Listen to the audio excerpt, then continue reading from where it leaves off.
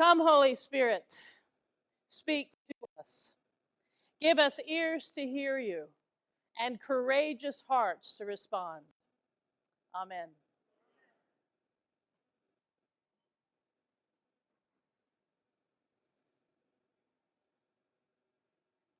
Well, I want to thank you. I'll cry through this part and we'll get out of the way. I'll answer all the questions right now because I know you all want to ask these. No, we didn't know. It was sudden that my mother passed away. Last year, on November 2nd, my father died, and I celebrated his funeral on Tuesday and then came and did convention on Friday. This year, uh, and interestingly, this is one of those God things. Last year in August, I was asked to speak at a conference in Texas, and knowing my parents lived in Fort Worth, I said, "Well, I'll go by and see my parents, and then go speak at the conference." Long before we knew about my father dying, and so the tickets I think were bought in like September last year. So because of that, I got to spend 2 days with my mom before she really started to decline. But then she kept hanging on and hanging on. And it was interesting. The palliative care nurses, everyone kept saying, what, she shouldn't be alive. I mean, there's really no way explaining this. And it suddenly occurred to me that my father had died on November 2nd. My parents were that kind of couple. They loved each other fiercely. And when my father passed, I wasn't sure how long my mom would make it. And it turns out she'll make it exactly 1 hour because she died on the same day, an hour after my father passed. So I am very honored to be with you. I'm grateful for your prayers. When I see you passing in the hallway, it will completely overwhelm me to have all of you tell me that you love me and that you're sorry for my loss. So I'm going to assume that you're sorry for my loss. And I know you love me, and I want you to thank you.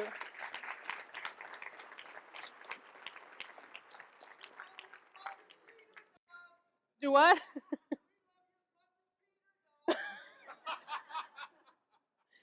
Oh, let the competition begin.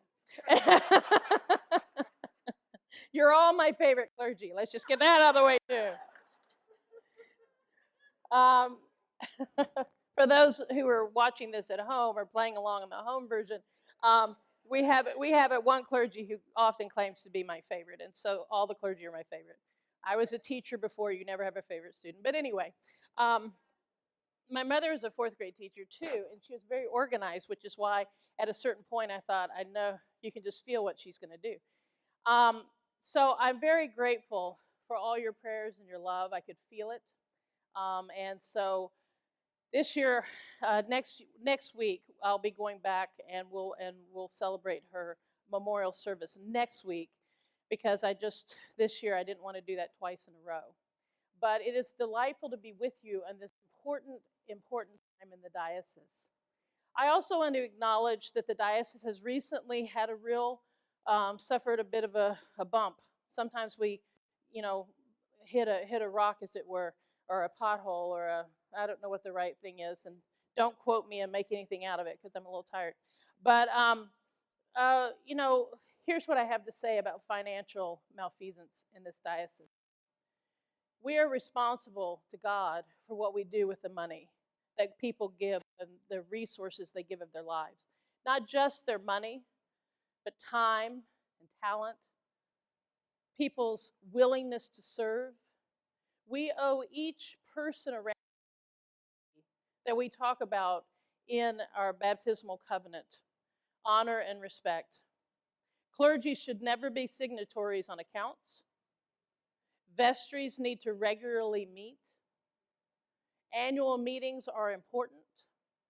And 2 signatures on everything is a mandatory thing above a certain amount. Kathy Hobart tells me $500. So I'll go with what Kathy Hobart tells me about money every time. So anything $500 or more needs 2 signatories. Now, I do want to say, someone said to me, well, we should do more training about this. And I said, do you think we should gather with like maybe the clergy and the wardens and maybe have Wanda and Martha do a teaching on safe church practices about finances? And maybe everybody can talk about that. And this person said, that would be a great idea. And I like we did in March.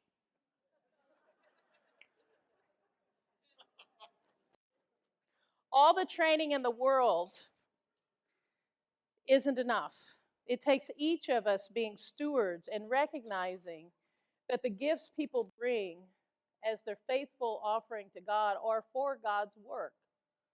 And so the diocese, and that's us, you and me, we are working very hard to, one, be transparent because that's one of our shared values we've stated, to tell the truth, to be compassionate, and to do the things necessary to heal and recover and move forward. And we're doing all of those things. I'm grateful for the chancellors, for Jonathan and Martha, who have been very faithful and done an amazing job of handling this situation with grace, faithfulness, and real wisdom and professionalism.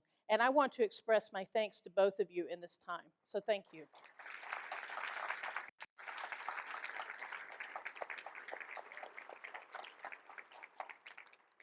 I'm grateful to our canons, to Carrie and to John. There was a moment in this last 4 or 5 months where Carrie had a couple of tough weeks. She was it's hard to be vilified and know, and she held her ground and was very faithful and served you and I well. And I want to thank both John and Carrie very much.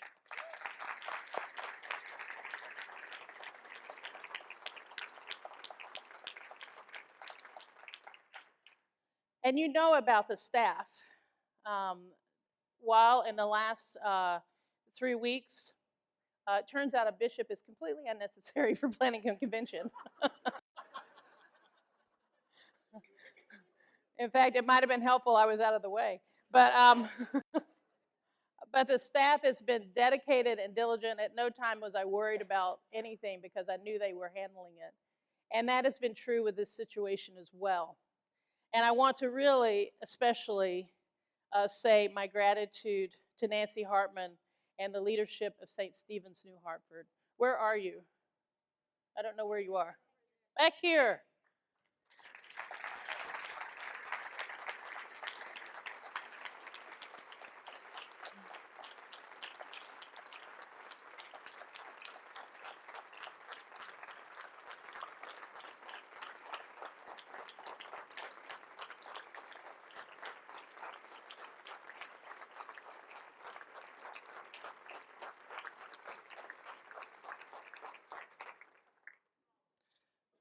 They have great character, and it's been wonderful to see them both take stock of what should and could have been done and to move forward faithfully with compassion and love and integrity.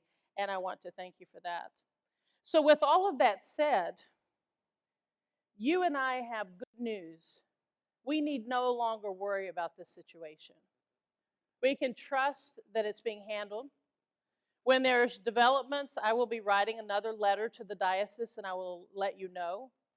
If I haven't written a letter, there's no news. Okay? And so you can rest in knowing that this is being managed because I have a charge for you. You don't have time to worry about this because we have a mission, vision, and rule of life to discern and implement. You have the gospel of Jesus Christ as your charge. While we're tending to the financial and legal issues in the diocese, you are free and empowered and actually charged to focus entirely on the mission, vision, and ministry of this diocese. To work tirelessly to love people in truth.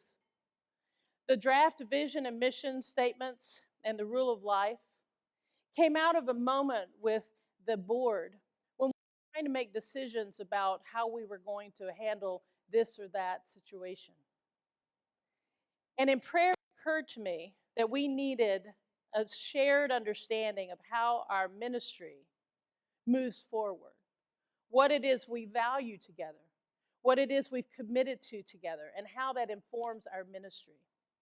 And so I invited the diocesan board, standing committee, staff, and representative voices from around the diocese to come together and to discern how the diocese sees its ministry. What's on the table in that draft vision, I did not write. In fact, I didn't even speak into this, my words. These are the words of the discernment team. And now you have an opportunity to be part. And now I invite you. I'm inviting you into the visioning process. That those of you who already have gone to the website and added your revisions, those of you who have already sent in sort of your reflections, and please note, I know, we all are good wordsmiths. We all love a good Oxford comma when we see one. Or at least I hope we do. But what I really hope you'll do with that draft document, is that you'll see what inspires you, what challenges you, and what's missing. Where are you feeling God at work in this diocese, and what's bubbling up for you? It is a great joy and honor to be your bishop. It's amazing to think that this is my 4th convention. The first one, I was not consecrated. I've been here for 3 conventions. This is the And look at what we've done and are doing together. The learning communities, which we'll learn more about later. This vision and rule of life. The love and the companionship. The coming together for workshops and CCD and being engaged together. People entering discernment for the ministry. People putting their hand in the air and saying, you know, I've always wanted to do a Bible study, and feeling empowered to then go do it. Each of us is part of what God is doing in this diocese at this time in this place. And if you, like some of us, have looked around at the world and thought, oh my goodness, we could really use Jesus right now. We could really use some good news. When you fulfill your calling and open your heart to what God's calling you to do, and when each of us engages together with a clear understanding that we are about the mission of Jesus Christ, we have good news to share with the world. And so I charge you to be about your mission and ministry, to be in discernment for how God is calling you to serve, to be in discernment about the ways in which you feel drawn to share more fully the love of Jesus Christ in your life, at your parish, in your region, and in this diocese. Our shared ministry together matters. It matters because people within our church and outside of our church are longing for healing and grace and opportunity. I'm proud of people in our diocese like Chol, who's been elected to serve in Syracuse as the first refugee.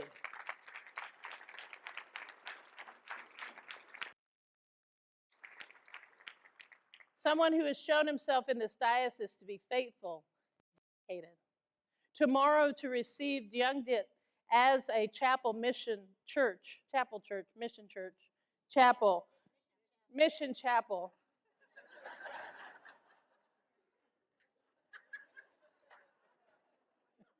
I did mention my mom died, right? No, I'm kidding. Sorry. My mother would have laughed at that, though. But anyway, as a mission chapel, get that term right. The dedication, there you are. I'm looking all over the place. You're right in front of me. There you are. You can stand up. I just mentioned you. Our new elected council member. Thank you.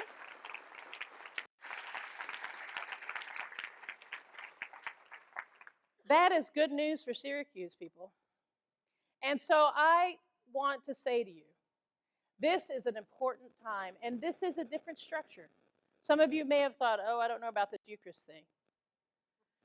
But I'm telling you, what we're doing this weekend, I think is transformative for this diocese. I am delighted to share, and I'm especially delighted that with all that's going on, I feel the love of Jesus in this place with you. I find it inspiring, encouraging, and empowering, and I hope you do as well. Good, faithful people of Central New York, let us love one another. Let us learn and understand that learning means mastery. I was going to finish, but I'm not. I have another thing to add. You know, when you're teaching children to divide long division, if they can't do long division, they haven't learned long division. If we are not loving God, one another, and all God has created, we haven't learned to love God, one another, and all God has created. Learning is a sacred journey. It means we're humble enough to recognize we don't know it all. It means we're hungry enough to want to know more. And it means we're dedicated enough to risk and be vulnerable and enter into what it is to change our minds for the greater good of the world and one another.